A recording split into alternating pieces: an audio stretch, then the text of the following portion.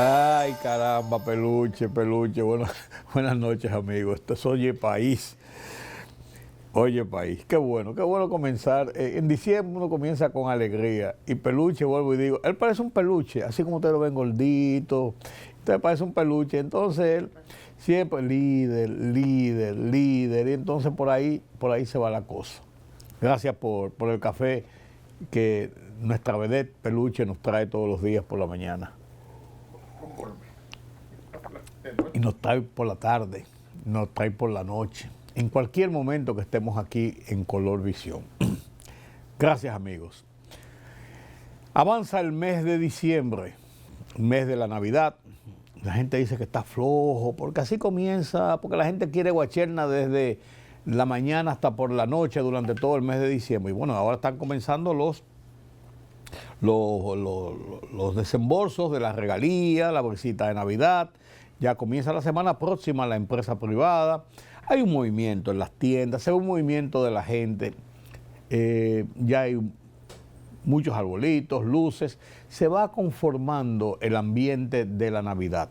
Desde que entra diciembre, esto es así. Esto es así, señores. Ya se nombraron los jueces del Tribunal Superior Electoral. La embajadora de los Estados Unidos, Lex Campos, habló en la Cámara Americana de Comercio y habló sobre las relaciones con Haití, sobre las relaciones con Estados Unidos y sobre... Fue una carta de presentación en la sociedad, por así decirlo. Las estadísticas del turismo indican que vamos bien, vamos bien.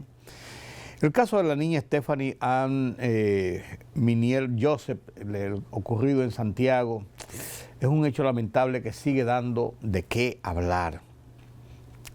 El tema de la Junta Central Electoral y la fuerza del pueblo por la marcha del domingo pasado sigue dando vuelta en el ambiente político, y en ese mismo ambiente político un diputado ha anunciado que va a presentar un proyecto para la rehabilitación de Danilo Medina, para que pueda ser candidato. Vaya usted a ver. Mi columna de esta semana me meto en los temas de la economía. Más que una columna, es un enfoque a página en el Listín Diario, donde analizo los temas de la economía, yo metiéndome donde no me llaman. Y en el plano internacional, Venezuela sigue siendo la atención de la región y de gran parte del mundo, igual que lo que ocurre con Ucrania y Rusia, y qué no decir del tema haitiano, donde hay importantes posiciones. Todo esto y algo más después de la pausa.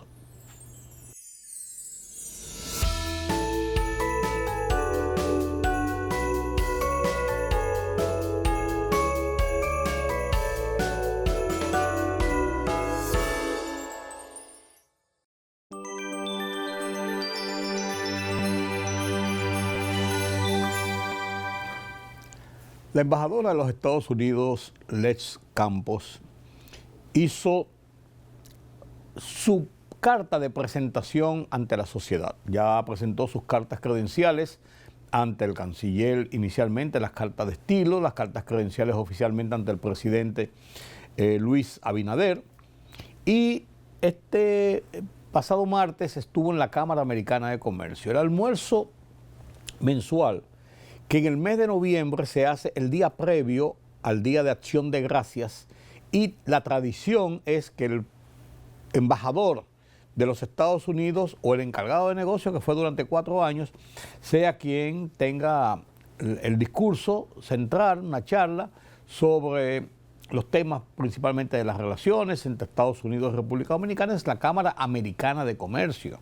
Entonces, es un escenario que se presta para ello. Como la embajadora Campos ha estado en su presentación de credenciales, presentación de cartas de estilo, acomodándose. El almuerzo no se hizo la semana pasada, sino que se hizo esta semana, martes, aunque ya había pasado el Día de Acción de Gracias, pero se hizo de esa manera. Y ella pronunció un discurso en una forma muy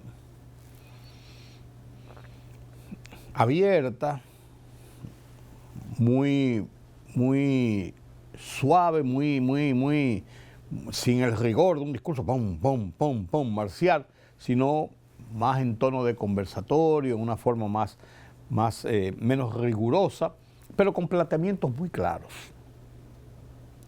Habló de ella, porque estaba presentando como digo, sus cartas credenciales en la sociedad, por así decirlo, y estaba lo más graneado del empresariado nacional, políticos y de otros sectores de la vida nacional, como es común en los almuerzos de la Cámara Americana de Comercio. Habló de su fe religiosa. Ella es católica y una de sus hijas, eso lo leí o alguien me lo comentó en algún sitio, una de sus hijas que también abraza la fe católica, son cristianos, ella dedicó ese nacimiento de esa hija y su desarrollo a las manos de Dios. Y ella reveló ahí que ella todos los días en la mañana va a misa y los domingos también. Es una fiel devota. Y tanto es así que cuando llegó al país del aeropuerto de las Américas, su primera parada en el vehículo, porque no tiene ni que pararse siquiera en el peaje, porque de allá para acá no se cobra peaje en las Américas. Su primera parada fue en la Catedral Primada de América, en la zona colonial, donde llegó y entró y dio gracias a Dios por estar en República Dominicana. Y dijo ella en su exposición ante la Cámara Americana de Comercio que haber llegado a República Dominicana es una bendición de Dios, porque se cumple un sueño que tenía de venir a un país y a República Dominicana específicamente, por todo lo que había oído y todo el trato que había recibido de conocer lo que era República Dominicana, y que eso se ha cumplido. Pero habló más que eso ya en la parte política, de estrechar relaciones, su propósito de estrechar relaciones con el presidente Luis Abinader por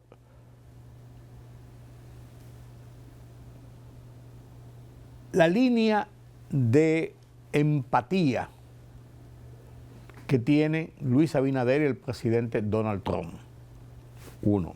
2, por considerarlo una persona ejemplar, de trato afable, buen presidente, demócrata, amigo de los Estados Unidos. Pero también dijo que tenemos retos comunes.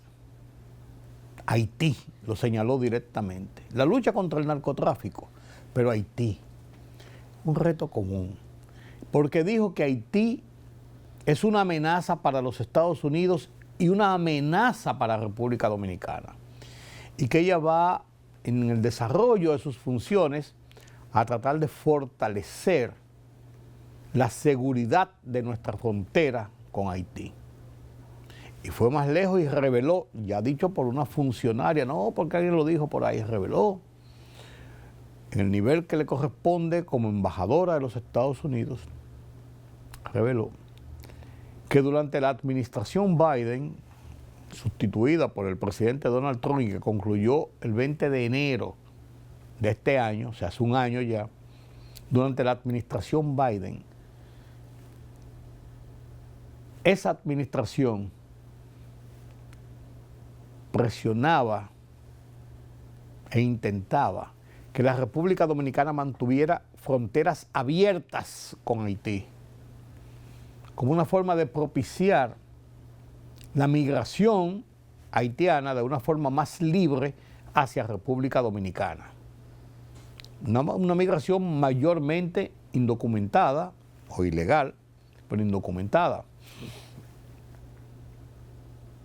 Lo que contravenía la posición del presidente Luis Abinader, que fue cerrar la frontera en un momento determinado y establecer como una política definida la conclusión del muro que separa la línea fronteriza, pero más que eso, establecer controles estrictos a lo largo de la frontera, para controlar, evitar una inmigración masiva hacia República Dominicana, además de garantizar la seguridad del suelo dominicano. Esa fue la política, y ha sido la política del presidente Luis Abinader, incluso planteada dentro de los 15 puntos que fueron socializados con la parte política de República Dominicana, con el liderazgo político, liderazgo de verdad. El propio PRM, a través de el expresidente Hipólito Mejía y de él mismo, de el PLD, en la persona de Danilo Medina, presidente del PLD y líder de esa estructura política, de la Fuerza del Pueblo con Leonel Fernández, presidente de esa estructura política y líder de esa estructura política. O sea, ese es el liderazgo real de República Dominicana. Por eso, tanto es así que el presidente Luis Abinader socializó con ese liderazgo político, con esos 3 expresidentes, el acuerdo que firmó con Estados Unidos a propósito de la visita del secretario de Defensa, secretario de Guerra, Pete Saget, a República Dominicana la semana antepasada.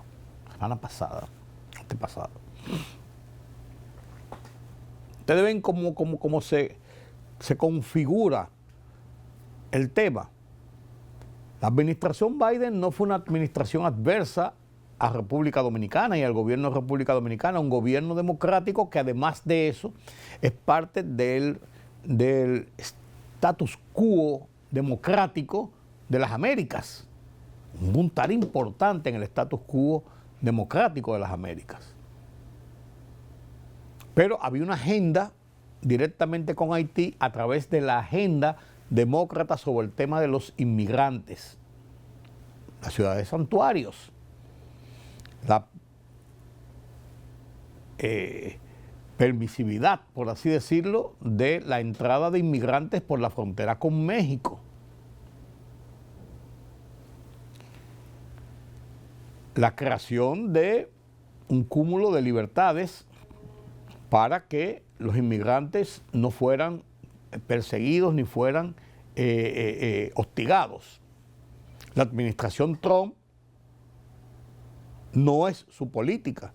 La administración Trump, 0 inmigrantes indocumentados y una reducción sustancial en el tema de los inmigrantes. No solamente de América Latina, uno porque lo ve en lo que se refleja en este lado en América Latina. Pasa con los chinos, los japoneses, los orientales. Pasa con los que vienen de otras latitudes, de África, de muchísimos sitios. A veces en términos bruscos, como el que usó el presidente Trump, que yo no voy a repetir, sobre los somalíes, esta misma semana. Pero en sentido general, con una, y a donde va este comentario, con una línea similar en torno a la situación de Haití frente a República Dominicana, frente a Estados Unidos, que no son iguales. Nosotros sufrimos el rigor de la penetración haitiana en todo lo que esto significa para la República Dominicana. Somos frontera terrestre, es su principal punto de destino. Y hemos visto cómo esto nos ha causado dolores de cabeza en diferentes escenarios. Y cómo nos mantiene en un estado de tensión el alto grado de violencia, de armas, de crimen, de inestabilidad que sufre Haití. Esa es la realidad, señores. Esa es la realidad.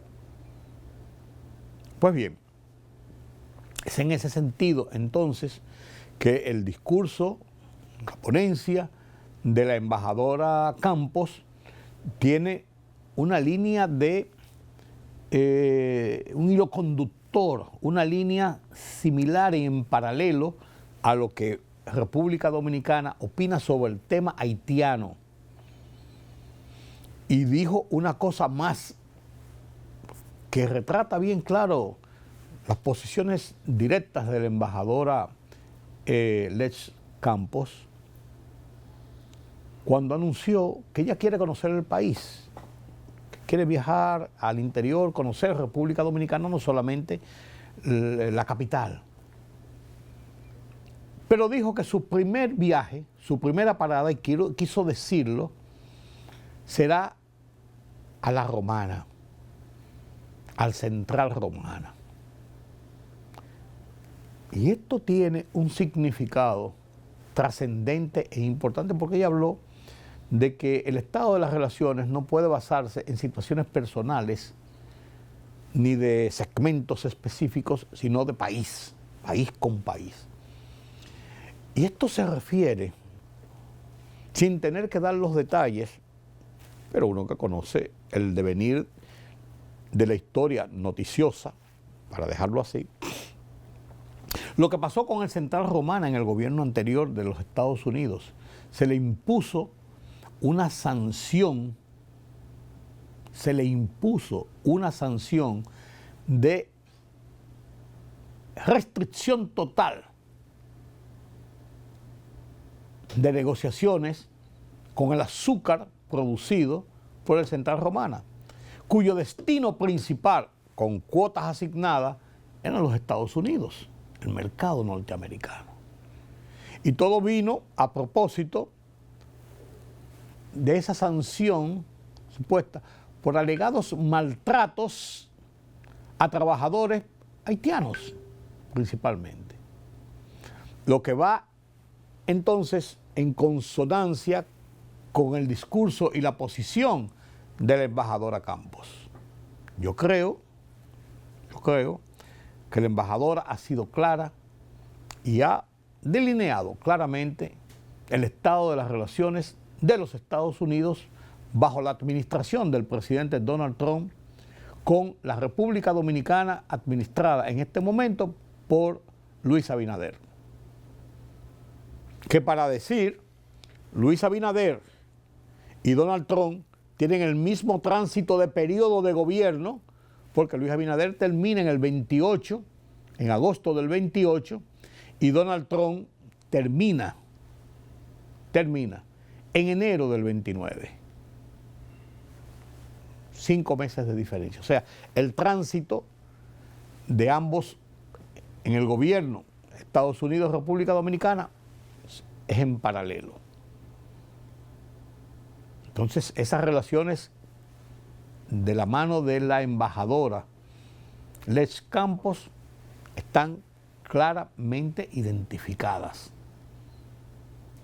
Claramente identificadas. No fueron declaraciones sueltas, sino un discurso estructurado y elaborado, que por cierto, hay una nota en el discurso, lo dijo ella misma, que ella le envió su discurso al canciller para que él lo viera antes de ella pronunciarlo, como un gesto de cortesía y eso. Y el canciller, por eso yo digo, Roberto Álvarez, honestamente me ha robado mi percepción de lo que es un funcionario de los pies a la cabeza, bien parado, bien montado y claramente en su objetivo. Yo creo que gracias que lo leyera, que él quería oírlo. Prácticamente. No lo recibió y eso es diplomáticamente, no es un desaire, sino al contrario, un gesto de, usted sabe lo que está diciendo, señora embajadora. Pero además, como funcionario de primera línea del Estado Dominicano, del gobierno, del gabinete, ¿Qué podía decir si había quizás algo que con lo que República Dominicana no estuviera de acuerdo? Le iba a decir, mire, embajadora, eso que usted habla ahí del caso del turismo, de la Junta, eso no es así. Le iba a decir eso. O si después decía que sí, que él lo recibió y por lo menos no hizo algún señalamiento de algo que no estaba de acuerdo con la línea de relaciones entre Estados Unidos y República Dominicana, lo cual no ocurrió. Pero ¿qué se iba a entender? Que sí, que él apoyó que se dijera una cosa que no estaba de acuerdo con eso. No. Esa es la parte de funcionario. Es la otra parte de la elegancia. No, embajadora. Yo disfrutaré oyéndolo. Él estaba sentado ahí. Eso es ser un funcionario de pies a cabeza, saber lo que se tiene entre manos, actuar con el comedimiento, con el rigor de las funciones. Merece un aplauso el canciller Roberto Álvarez. Merece un aplauso el canciller Roberto Álvarez. Miren, en otro tema, fueron anunciados ya los escogidos para conformar la matrícula del Tribunal Superior Electoral, que es la parte contenciosa de los procesos electorales en República Dominicana. La parte administrativa, preparativa y de desarrollo de los procesos electorales los lleva a cabo la Junta Central Electoral. La parte contenciosa de reclamo de acciones de derecho y todo esto lo lleva el Tribunal Superior Electoral, calificado como una de las altas cortes. Y por tanto el Consejo Nacional de la Magistratura es quien tiene cada 4 años que escoger a sus titulares, 5 en un tribunal colegiado y 5 suplentes. Se hicieron las evaluaciones, se oyeron los planteamientos de cada uno de ellos y fueron escogidos y anunciados este martes en la noche en el Palacio Nacional luego de la escogencia. Ignacio Pascual Camacho Hidalgo, ratificado como juez titular presidente del Tribunal Superior Electoral. Se nombró como suplentes a Lourdes Teresa Salazar. Como miembros del tribunal, a Pedro Pablo Yesmenos Forastieri, quien es ratificado como juez, y como suplente se designó a Juan Cuevas.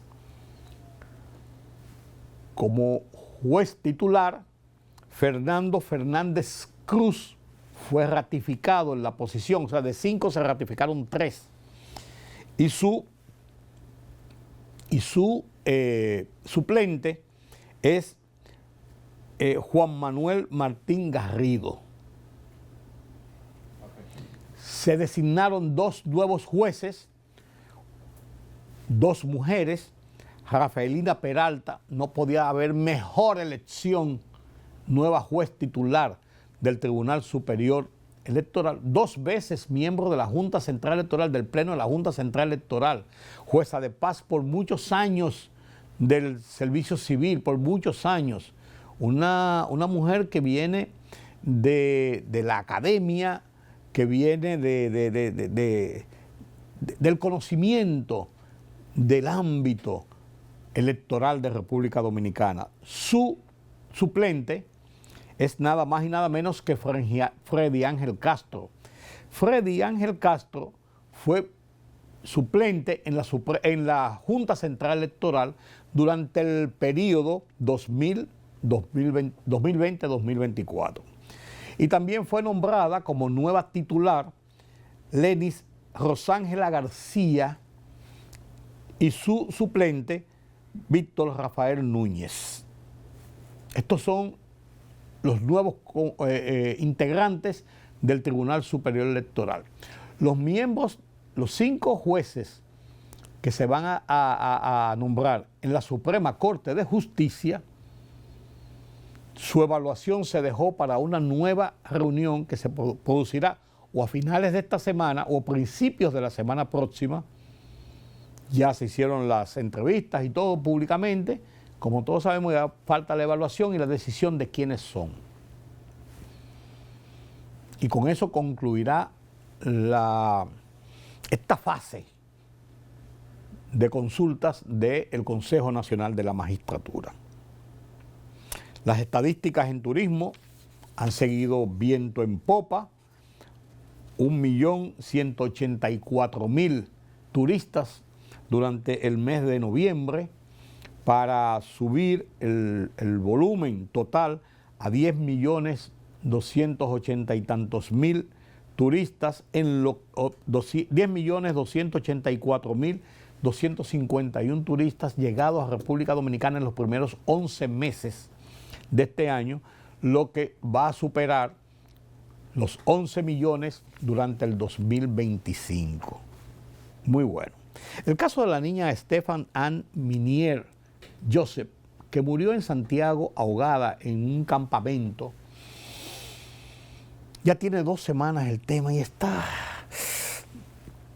sigue en las investigaciones y todo, y el caso ha trascendido tanto en la prensa porque no se han dado conclusiones. La niña murió ahogada, estaba en un campamento, habían 80 y tantos niños en ese campamento, en un pasadía, y entonces la niña apareció ahogada en la piscina.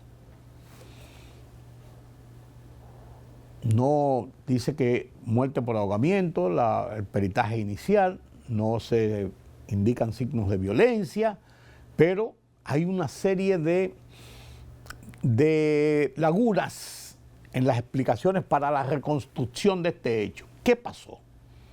Se resbaló y cayó, estaba sola en la piscina, no había supervisión, nadie la vio. 86 niños más en ese campamento, y solamente dicen que habían 2 educadores que servían como guías, como monitores.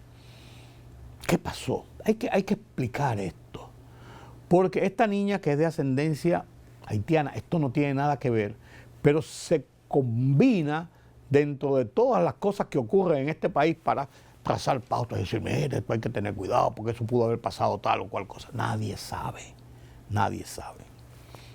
Eso deben explicarlo muy claramente.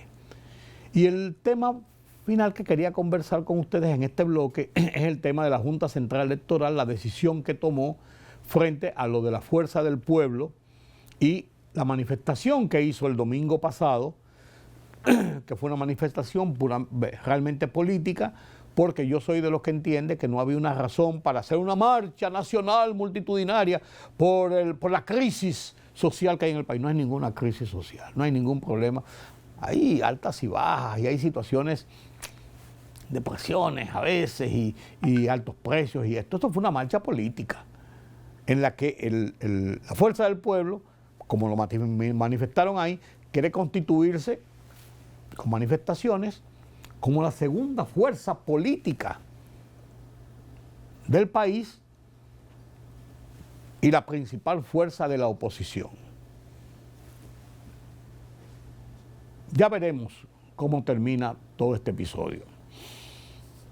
Ya veremos. Mi columna de esta semana, me meto en un terreno que no fue mi columna, sino que fue un enfoque, un artículo a página en el Listín Diario, donde hago un análisis sobre la situación económica de cara a una nueva reforma fiscal que el presidente dijo el lunes en la semanal que no está planteada para ser introducida en enero, como se ha estado diciendo, pero tampoco cerró las puertas de que no se vaya a producir. Y yo pretendo hacer unos comentarios sobre ese tema y la situación económica del país. Y la titulo La reforma fiscal de nuevo sobre el tapete. Lo comparto con ustedes a continuación.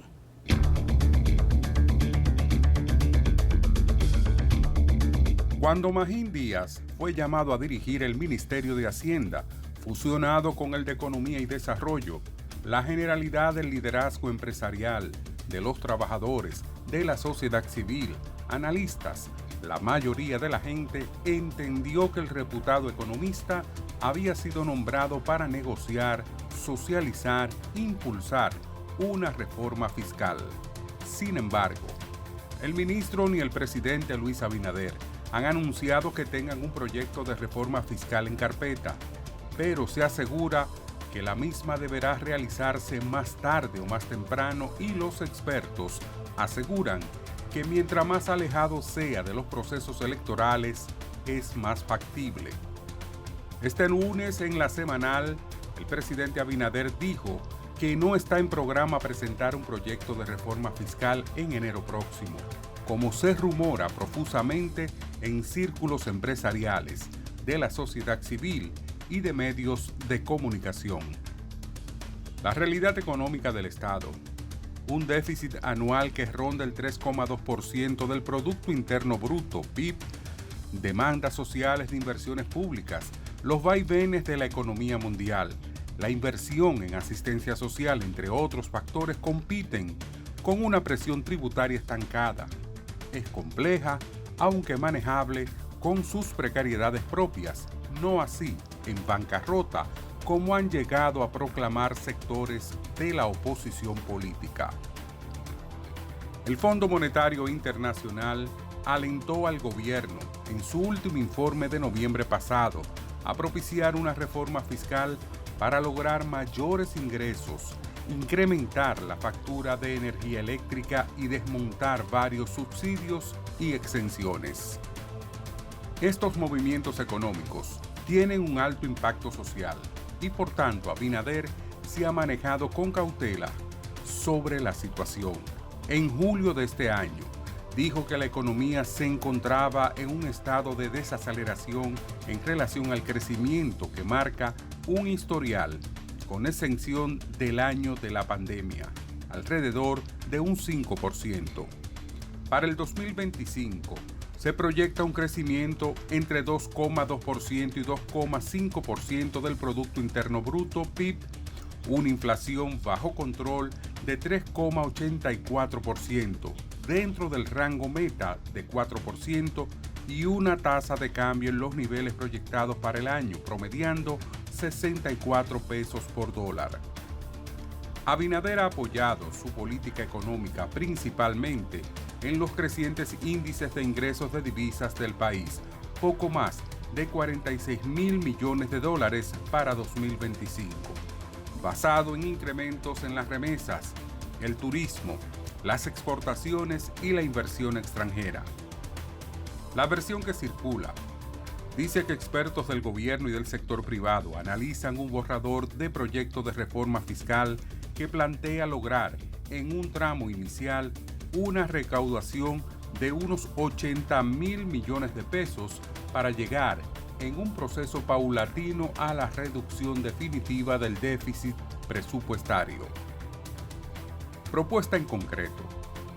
El tema ha vuelto a la palestra luego de que el pasado fin de semana el presidente de la influyente Asociación de Comerciantes e Industriales de Santiago, ASIS, Marco Santana, propuso de manera pública un pacto fiscal integrado, moderno y responsable que garantice un Estado financieramente fuerte y sostenible. Este pacto debe ampliar la base tributaria sin afectar productividad, promover la formalidad y asegurar que cada ciudadano contribuya conforme a su capacidad real, agregó. Mientras, empresarios y otros sectores contestes con la necesidad de una reforma abogan por que ésta sea paulatina hasta llegar a los niveles de zanjar el déficit presupuestario, pero que no afecte de manera brusca sus proyecciones de crecimiento. La oposición política hace esfuerzos por endilgar al oficialismo ineptitud en el manejo de la economía nacional. Presiona por una mayor inversión y no se atreven a proponer reducción de empleomanía o la suspensión eventual de programas de asistencia social en las diferentes modalidades que llega la ayuda del gobierno a las clases más pobres de la nación. Magín apuesta a la reforma.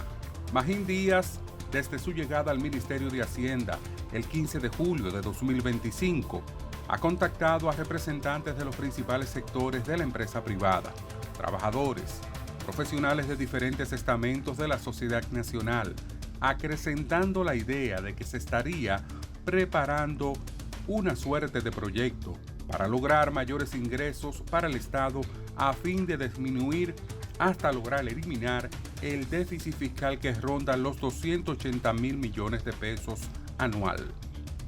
Antes el fallido proyecto del año pasado, durante su discusión, después y hoy, Magín ha reiterado la posición de que se requiere una reforma fiscal que debe ser consensuada para que se produzca no a propósito de una crisis.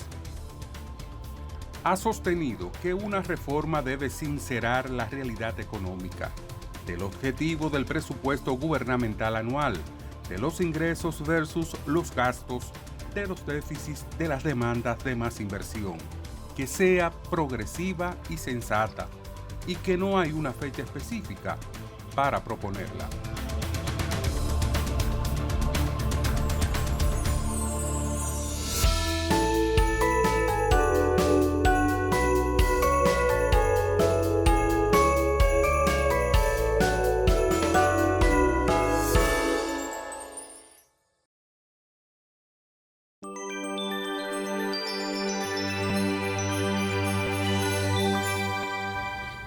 El escenario internacional, atentos los dominicanos, porque tiene mucho que ver en algunos de esos escenarios con República Dominicana. La región del Caribe, la región de América Latina, nuestra área de influencia, Centroamérica, Colombia, Venezuela, Haití, tiene mucho que ver en lo que está ocurriendo noticiosamente en los últimos días. Y en uno de esos temas es precisamente el tema de Haití. El tema de Haití nos atañe mucho y yo quisiera comenzar este conversatorio con Julián Roa sobre el tema de Haití, no porque sea el más influyente, sino porque se produjo en nuestro país un escenario sobre lo que está ocurriendo en Haití, y Julián Roa, que maneja el tema, que estuvo ayer degustando un almuerzo con la señora embajadora de los Estados Unidos en República Dominicana, uno de los privilegiados en ir a ese almuerzo, tiene los detalles, pero además de eso, cómo ella plantea, además de muchas otras consideraciones, el tema de las relaciones Haití-República Dominicana y la influencia de Estados Unidos en esto. Buenas noches, don Julián. Buenas noches, don Rudy. Se la puse en bandeja de plata. A su disposición. Mire, las declaraciones de la señora embajadora, la señora Lía Campos. Liz Campos, prima mía. Yo soy prima suya. Que hizo Campos. Sí, claro. De Higüey, los dos, ¿no? No, ella nació de aquel lado y yo aquí, pero somos primos. Son declaraciones que yo la inscribo en el contexto de su jefe político, en este caso el presidente Donald Trump. Claro, porque ella interpreta la política del presidente. Claro, el tema de la frontera para los Estados Unidos en esta administración de Trump es un tema muy sensible. De hecho, fue uno de los temas que le hizo ganar el mayor grado de simpatía. Los Estados Unidos se sienten desde hace tiempo, y es una ola fundamentalmente amenazado por la inmigración que viene desde el extranjero. Sobre todo la terrestre, la que viene a través de la frontera con México. La otra es más controlable porque se hace a través de visado. Estados Unidos otorga el visado o no. Y luego... Y tienen que estar por algún sitio oficial, ya, por así decirlo. Hay un registro, hay todo un sinnúmero de protocolos. En el tema de la frontera con México no existe ningún tipo de filtro. No. Por ahí puede pasar un condenado a 20 años, un narcotraficante convicto y confeso. O un cura. Es más difícil. El control es más difícil. Por lo tanto, el discurso del presidente Trump, de la administración Trump, es un discurso antifrontera, protector de la frontera. Claro. La señora Campos, la embajadora, ha venido a la República Dominicana y ha dado los pasos que ella entiende que pueden generarle simpatía con la República Dominicana. De hecho, el mismo día que vino fue a la catedral. Ella es una católica convicta y confesa, como ella dijo. Y dijo ahí que ella orgullosa va todos los días en la mañana a misa, todos los días y los domingos. Es de origen mexicano. y fundamentalmente los dominicanos somos sensibles con la imagen. Tenemos una predisposición con los embajadores norteamericanos. El embajador Brewster no dejó muy buenos recuerdos en el país, por razones que ya no tienen por qué mencionarse. Claro. Aunque hizo buenas relaciones y buenos amigos. Sí, bueno, ha terminado siendo lobista. Sí, claro, pero lo que te quiero decir, porque fue un hombre que, Sí. pero tenía otras Pero cosas rompía los que esquemas. rompía los esquemas. Exactamente. En el ese es caso tema. del embajador Bernstein, que estuvo aquí, creo que en el gobierno de Barack Obama, fue... No, en el de Biden. En el gobierno de Trump, en el gobierno del 16 al 20 fue que tuvo la Weinstein. Sí, tienes razón. Claro.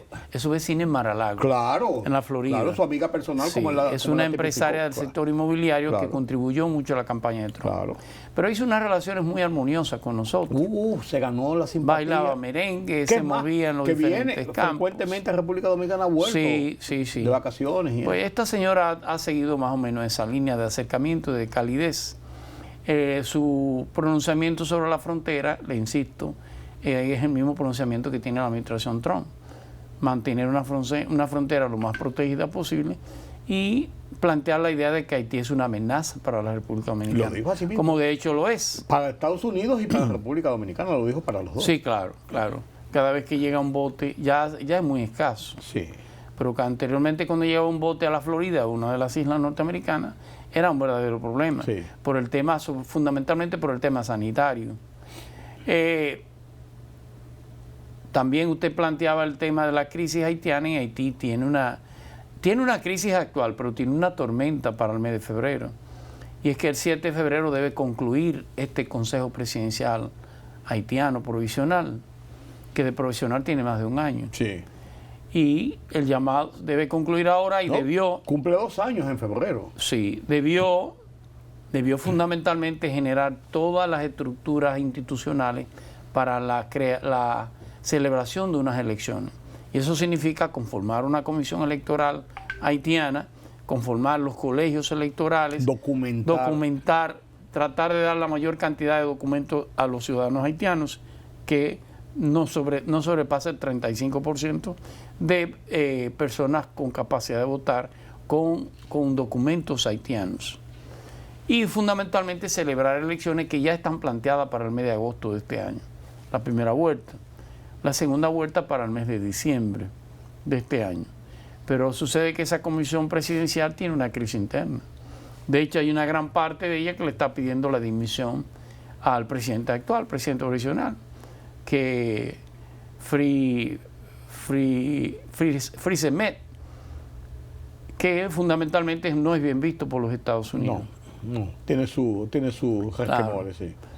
O sea que en febrero, si esto no se resuelve, cosa que es difícil, Muy difícil hacerlo de aquí a febrero, claro. hay una anomia de la comunidad internacional, hay unos enunciados de una fuerza que busca llevar seguridad a Haití, la verdad que no se ha hecho absolutamente nada. El resultado te lo ven los grupos delincuenciales, están igual. Grupos delincuenciales que, aunque usted no lo crea, no son tan fuertes. Es un tema de que realmente eso se tome con seriedad. Significa que nosotros podríamos tener una tormenta migratoria a partir de febrero. Sí. Que, insisto, ojalá no sea una tormenta descontrolada. Por suerte, la crisis política y de seguridad de Haití es Puerto Príncipe, no es la frontera nuestra. Cabo Haitiano es una... Sí. Cabo Haitiano, Lembé, Fort Liberté, son pueblos que están totalmente en paz en Haití. Cuando esos pueblos cambien, vamos a tener problemas Sí, más claro, serios todavía. Claro que sí, claro que sí.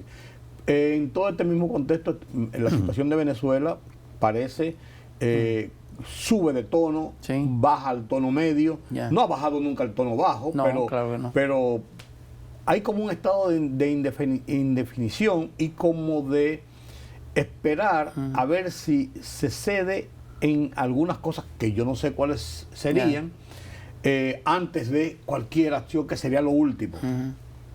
Mire, las cosas han ido escalando en Venezuela. Estados Unidos ha ido cumpliendo su tarea, la tarea que ellos se han asignado, Sí. quiero decir. Las presiones. Todos los pasos se han ido, no, y las presiones y la posible confrontación militar. Estados Unidos no está amenazando a Venezuela, está preparándose para una guerra con Venezuela. Si lo va a hacer o no es otra cosa, pero la preparación no es para si la negociación fracasa. La preparación es para a hacer algún tipo de intervención militar en Venezuela. No sé el grado de intensidad y si se hará de manera quirúrgica. Y con un mismo propósito que es de manera frontal no creo que vaya a hacerse porque tampoco es necesario. No existe ese grado de fidelidad de las propias Fuerzas Armadas venezolanas al régimen. Hay una estructura, una cúpula que está comprometida, pero no creo que sea a nivel total. Significa que es posible que esto genere algún tipo de disensión. Y confrontación interna. Correctamente. Es un tema de esperar. Ya el presidente Trump anunció la semana pasada que sí hubo conversación con Maduro. Usted sabrá, y yo decía ayer, que cuando un presidente habla con otro, no habla cómo tú estás ni cómo te va, de qué vamos a hablar. No. Ya hay una conversación ministerial previa de cuáles son los temas que se van a tratar. Y que son cosas puntuales. Exactamente. Más bien, la conversación presidencial es protocolar. Lo otro es eminentemente negociación. Lo que ha dicho el presidente Trump que no se llegó a ningún acuerdo. Lo que plantea Venezuela, de acuerdo a Estados Unidos, es la salida de Maduro posiblemente a Rusia o a Turquía, ya planteado, y la garantía de no persecución. Le da tan poca trascendencia el presidente Trump, como que dice, bueno, fue para no dejar ni bien ni mal, una llamada. Claro. O sea, como que para que no digan que después no hablamos. Y colocar a una de los dos vicepresidentes que tiene Venezuela. Delcy en Rodríguez, este caso a la señora Delcy Rodríguez. Que es un cuadro del PSV, totalmente, ¿no? Del anterior a Maduro, del PSV. Sí. Es un cuadro político, innegablemente. Totalmente. Ella y el hermano. Algunos han dicho que Delcy es el cerebro, que Maduro son los pies. Eso es lo que dice. O es el músculo. Si acaso. Entonces significa esto que a Estados Unidos no lo acepta tampoco. Seguirán las negociaciones. Estados Unidos dio un deadline, como se dice. Que se venció el viernes pasado. Una semana a la salida de Maduro. ¿Qué va a pasar? Bueno, no lo sabemos. Pero las cosas están. Estados Unidos está haciendo su tarea. Cuando concluya la tarea no lo sabemos, pero la está haciendo. No le quepa la menor duda. Hay un cerco político, económico y militar sobre Venezuela que ha ido, y aéreo, que ha ido dando resultados. Eso es así, eso es así. Yo creo que... Y en Venezuela está dando resultados, en Honduras, está dando resultados la posición, las presiones del presidente Donald Trump. Bueno, dio su resultado innegablemente. El candidato favorito en las elecciones de Honduras era Salvador Nasrallah, que es de origen libanés. Era el favorito desde antes de las declaraciones de Trump. Trump innegablemente que influyó a que eso cambiara. El constructor es un constructor privado, Asfura es un candidato de la ultraderecha. El papi, como le dice, sí, dime papi. Sí. Lo cierto es que inclusive influyó mucho la declaración de Trump, ya ha hecho un hecho consumado de indultar a Orlando Hernández. El expresidente. El expresidente condenado a 45 años por narcotráfico. Claro. Él y el hermano. El hermano.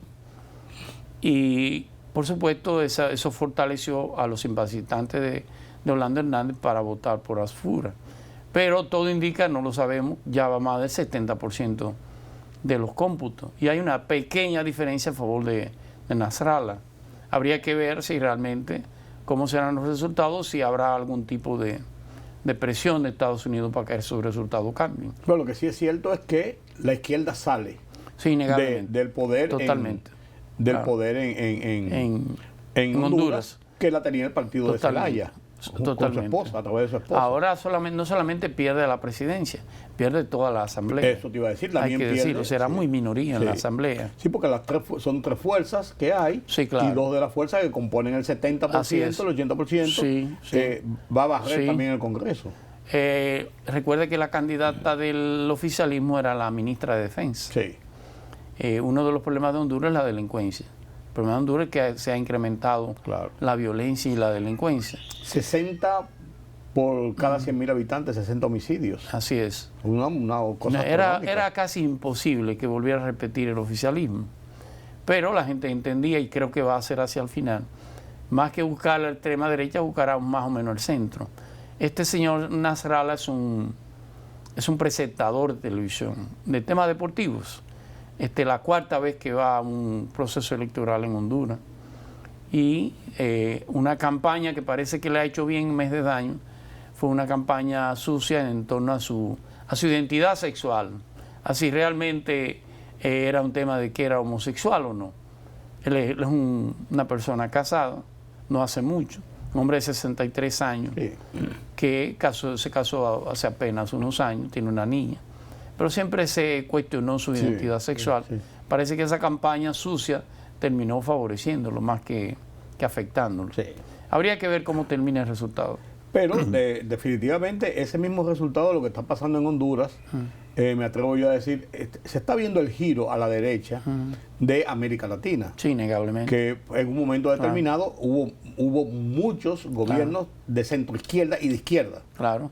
Aquel eje entre Evo, Aquellos Correa, acuerdos del Foro de Sao Paulo. sí, Evo, Correa, la Kirchner, Foro de Sao Paulo. sí, Chávez, Claro, es claro. una cosa. ¿No? Uruguay también. Uruguay con Pepe Mujica. Sí, Pues ha ido girando a la derecha. innegable. El mundo ha ido girando a la derecha. Sí, pero aquí en América, que en un Claro. momento determinado se vio un avance muy, Seguro. muy importante en estos tiempos de la izquierda. Claro. Tiene que ver mucho con el péndulo económico. El péndulo económico, cada día la crisis económica se empeora a nivel mundial. El mundo, si quiera o no, hay una especie de contrición de la economía. Y cuando la economía se constriñe, sobre todo las clases sociales buscan de una manera la protección de sus intereses. Esto es así. Significa esto que hay se ve más la parte económica que la parte de reclamo de derechos humanos. Y esas cosas. Definitivamente. La persona prefiere perder o entregar parte de lo que entiende que son sus derechos fundamentales por el tema fundamental de la economía. Y la derecha, que se quiera o no en ese péndulo económico, es el tiempo de la derecha. Eso es así. Ya volverán los tiempos de nuevo de la izquierda, y más que de la izquierda, los partidos liberales. Se llaman ahora Iliberal, progresistas. El iliberal es la Sí, derecha. Sí, le llamamos progresistas. Sí, es un tema de metas no cumplidas, que ninguna se cumple. A final de Ningún cuentas. gobierno es capaz Claro, de claro. cumplir con todo lo que se promete. No, la factura social siempre estará por encima de las posibilidades de los Seguro. gobiernos. Y en donde un quiera. mundo donde cada vez más escaso, hay una idea de protección, que es lo que lleva fundamentalmente a los partidos de derecha. No podemos cerrar este conversatorio, Julián, sin hablar sobre Ucrania y Rusia. Pero eso parece estancado. Hay como Sí. que hay negociaciones, que hay Claro. conversaciones, que sí, que no, como para darle tiempo Claro. al tiempo. Como que ahí no hay prisa para nada.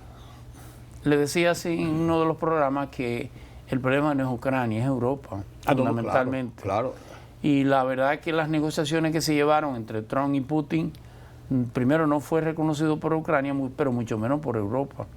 Europa no puede darse el lujo que en las negociaciones de Ucrania y Rusia ellos sean un tercer Sí. observador O fuera. se queden fuera. Significa esto que Europa va a seguir apostando, a seguir financiando la guerra hasta buscar un mejor escenario, un mejor momento. Un artículo del New York Times del fin de semana pasado hablaba precisamente de eso, que Europa parece cada día más preparándose para la guerra, Sí. no para la paz. Claro, porque un fracaso de Ucrania, una secesión, como de hecho es casi definitivo, una secesión del territorio ucraniano, toda la zona del Donbass, toda la zona del sureste, que eran rusos, les acabo de decir, fueron entregados políticamente por el Kremlin a Ucrania, pero son de familias rusas, son eslavos. Crimea, Donetsk, Sebastopol, todos son poblaciones rusas, que por un tema de que había una alianza, no importa que usted se llamara americano, era el mismo, Sí, mismo sistema. sí. Al ver la división, los rusos entienden que hay la idea de que Ucrania quisiera entrar a la OTAN y quiera entrar a la Unión Europea en contra de ciudadanos rusos, creó el movimiento de secesión, que no es de ahora, es del 2008, 2009. De hecho, el referéndum se hizo en el 2012 y ganó 2014, ganó la idea de entrar a la Unión Europea y ganó la idea de formar parte de la OTAN. De la OTAN. Para esos pueblos no, eso no es posible. Ellos siguen viendo la madre Rusia y siguen viendo la Federación Rusa. Al final, claro, eso es lo visto a lo interno. A lo externo significa que el poderío ruso sería cada vez mayor. Hoy es Ucrania, pero mañana pudiera ser Finlandia. Finlandia tiene territorios que fueron rusos, o pudiera ser todo el Báltico, la zona del Báltico, que también Suecia pudiera ser Suecia, que también tiene territorios que su origen son eslavos. Sí. Y por supuesto toda la zona fronteriza, lo que es Polonia, lo que es Hungría, alguien que está esperando y parece que se va a quedar esperando, es Armenia. Armenia, si Ucrania hubiera entrado a la OTAN, el segundo paso era Armenia. Es un tema de sobrevivencia del Lebensraum, como dicen los analistas militares, de defensa del espacio vital de cada una de las dos potencias. Yo veo entonces que en los conflictos mundiales hay una escalada en vez de una desescalada. Sí, Rusia, Ucrania, Medio Oriente, con judíos y Hezbollah y Hamas, eso sigue en una escala, no al top, pero en una escala. En una escalada, está pasando en Haití, está pasando en América con Venezuela. O sea, está todo en escalada. Hay un cambio de paradigma. Recuerde que hasta la Primera Guerra Mundial Europa era el centro de poder. Lógico. Y el centro de la civilización. Sí, sí. Sobre todo ya con la Primera Guerra Mundial comienza a surgir Estados Unidos como una potencia. Y con la Segunda Guerra Mundial se consolida como la gran potencia. Claro. Se consolida, usted recordará aquellos acuerdos políticos económicos, la Carta de San Francisco de Naciones Unidas del año 47, consolida el poder político de Estados Unidos, pero también lo hace los acuerdos de Bretton Woods y consolida el poder económico de los Estados Unidos. Claro. Fíjese que ambas oficinas están en Estados Unidos, tanto lo del Fondo Monetario Internacional, tanto el del Banco Mundial como del propio Naciones Unidas. Y entonces hubo ese periodo de confrontación política, Rusia, Estados Unidos. Digo política porque en lo económico nunca han sido parejos. Ese periodo termina con la caída del muro de Berlín. Por eso Estados Unidos hace unos famosos acuerdos.